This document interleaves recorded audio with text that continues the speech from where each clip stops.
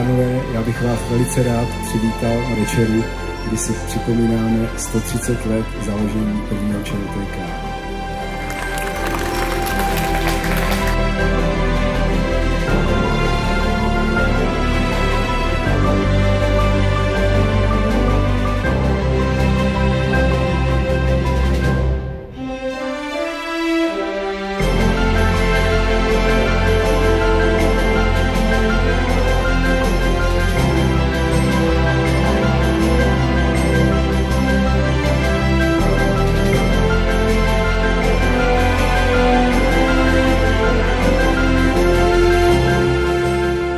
Protože já jako student jsem chodil na Štvanici na ty vaše nádherný Davis Cupy. Byl jsem u toho, když jste tady hrál s Oramtesem, s Kisbertem, pamatujete?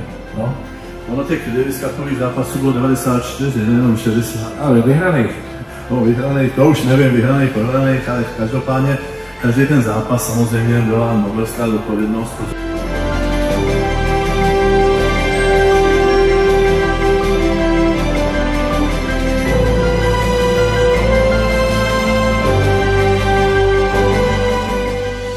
Na Štvanici začala trénovat v 9 letech a brzy se dostala mezi elitu. Vy jste s tím národem udělala zase, to bylo málem druhý Nagano. My vám to hrozně přejeme a nesmírně vám děkujeme.